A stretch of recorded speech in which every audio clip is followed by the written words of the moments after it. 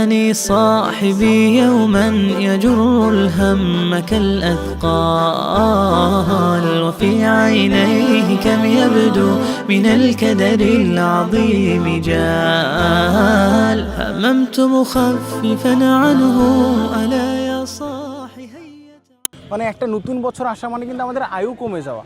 এটা কিন্তু উৎসবের কিছু না যে আমাদের হচ্ছে আয়ু কমে যাচ্ছে এক বছর করে, এটা আমরা উৎসব হিসেবে পালন করছি। আর এই উৎসবটা কিন্তু আমাদের না, আমরা হচ্ছে 31শে ডিসেম্বর যে ফুটাচ্ছি, শব্দরব্দ করতেছি, সাউন্ড বক্স বাজাচ্ছি, অনেকে আমাদের বাসায় হয়তো বা 10 জনের মধ্যে 2 জনের বাসায় হয়তো বা বৃদ্ধ লোকজন আছে, যেমন অনেকে হার্টের সমস্যা থাকতে পারে। যেমন আমার নানুর হচ্ছে হার্টের সমস্যা, হার্টের মধ্যে রিং পরানো আছে, এই শব্দ তারা সহ্য করতে পারে না। আমাদের উচিত যে আমাদের সচেতন থাকা, আমরা যেই টাকাটা দিয়ে ফটকা ফুটাই সেই টাকাটা আমরা পারি যে আমাদের আশেপাশে অনেক, এখন শীত, এখন অনেক জেঁকে বসেছে, আমাদের উচিত যে এই টাকাটা দিয়ে আমরা হচ্ছে পথ শিশু বা যারা বৃদ্ধ লোক আছে রাস্তাঘাটে তারা কিন্তু সাহায্য করতেও পারি আমরা, এটাই আর কি।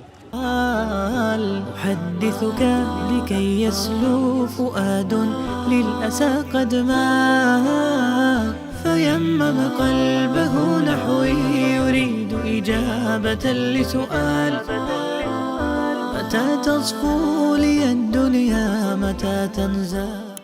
আসলে 31st হচ্ছে একটা ট্রেডিশন প্রাচ্যের, যা আমাদের মুসলমানদের সংস্কৃতির থেকে অনেকটা আলাদা আর কি। এই ট্রেডিশন থেকে বের হয়ে এসে আমাদের মুসলমানদের যে ট্রেডিশন, যে কালচার, সেটাকে আঁকড়ে ধরে, সেটাকে অনুসরণ করে, সেটাকে অনুকরণ করে নিজেকে মানানসই করে তোলাই হচ্ছে আজকের এই উদ্দেশ্য। متى تصفو لي الدنيا متى تمزح عني جبال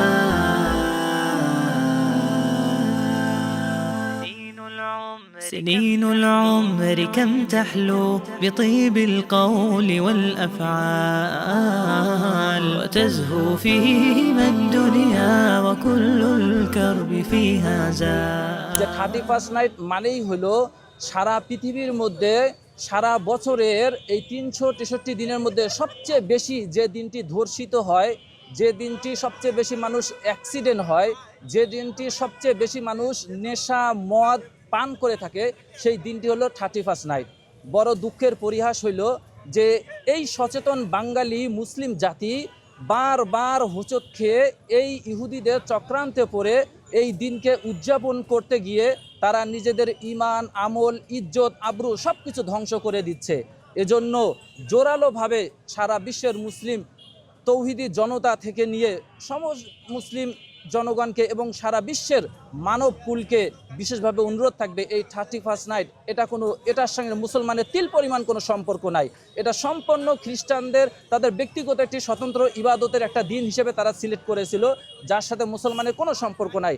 যদি এত কিছু জানার পরেও কোনো মুসলমানের সন্তান এই দিনকে উদযাপন করার জন্য ইচ্ছা পোষণও করে, আমার বিশ্বাস তার ঈমান থাকবে না, সে ধ্বংস নিজের জন্য নিজের ধ্বংস অনিবার্য করে ফেলবে। তাই সকল মানবকুলকে আমার ক্ষুদ্র আবদার থাকবে, তারা যেন এই সমস্ত উৎসব থেকে নিজেকে বিরত রাখে, নিজের পরিবার সমাজকে বিরত রাখে এবং এই দেশকে যেন একটি স্বাচ্ছা ইমানদার দেশপ্রেমিক হিসাবে যেন তারা নিজেরা নিজেদেরকে তৈরি করতে পারে, এটাই তাদের কাছে আমার অনুরোধ থাকবে।